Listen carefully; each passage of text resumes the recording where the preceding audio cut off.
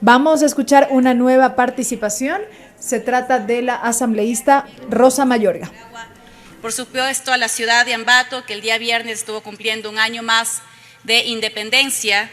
Es justo y necesario, además, antes de empezar mi intervención, expresar mi solidaridad y esa indignación compartida a todas las familias cuyos familiares y seres queridos fueron asesinados en la penitenciaría del Litoral en el marco de esta crisis carcelaria y ante la falta también de atención y respuestas justas y oportunas por parte de quienes son llamados a darlas, por parte también del Gobierno Nacional, y estamos vigilantes y pendientes de cuáles son las acciones que se van a poner en marcha para poder de alguna manera afrontar esta crisis.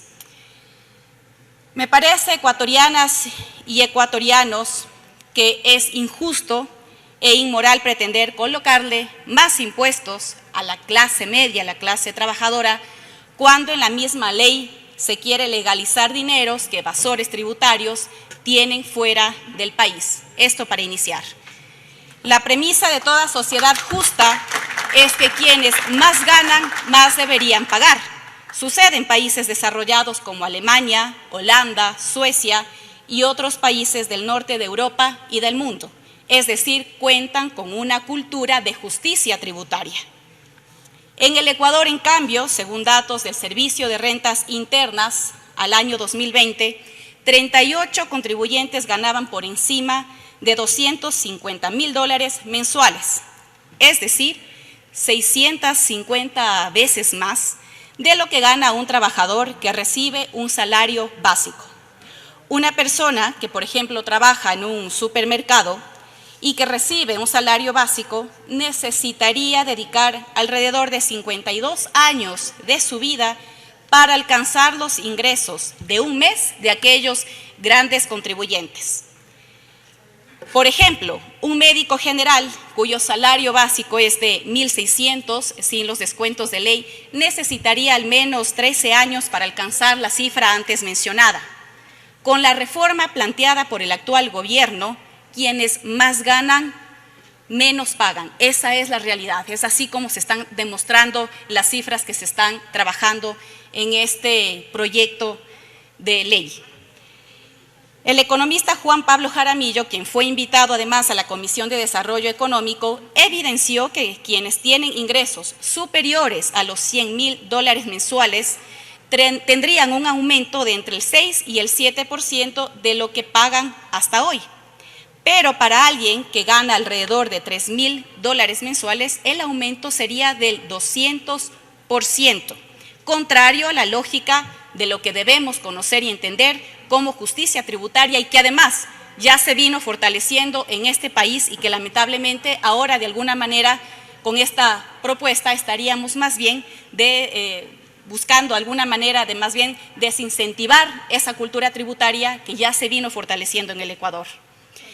Como se puede observar, ciudadanos, ciudadanas, esta diferencia a la que hice referencia es abismal.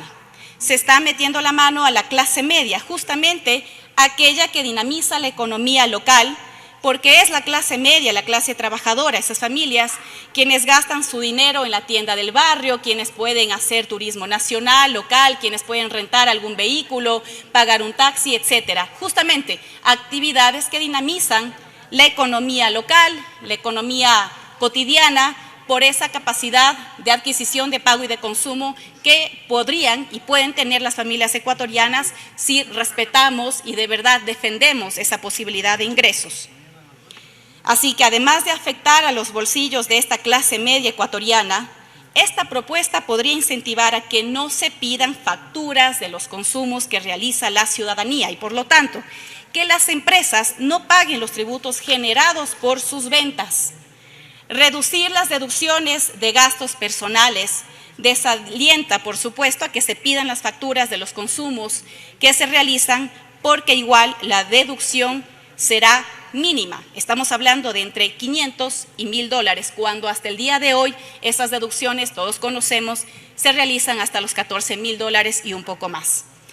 Es necesario mencionar que según la CEPAL, en un estudio presentado en noviembre del 2020, se registraron 2.000 millones en evasión del pago del IVA en el Ecuador, porque los negocios no facturan como corresponde a esa cultura tributaria.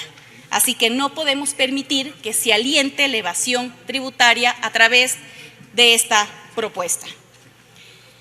Asambleístas, presidente y a todos los ciudadanos que nos escuchan, la reforma y el mayor peso tributario debe ir a esos cerca de 300 grupos económicos más poderosos del país. Solo el 2% como impuesto mínimo como presión fiscal efectiva aplicada a esos 300 grupos económicos recaudaría mucho más de lo que se plantea con esta reforma y ayudaría a cubrir ese tan mencionado déficit fiscal en el Ecuador. Poner mayor carga tributaria a la clase media, promover de alguna manera la evasión tributaria en las empresas, ¿de verdad reactivará la economía o al contrario se estaría limitando la capacidad de consumo de las familias ecuatorianas y de paso la inversión social que tanto necesita el país?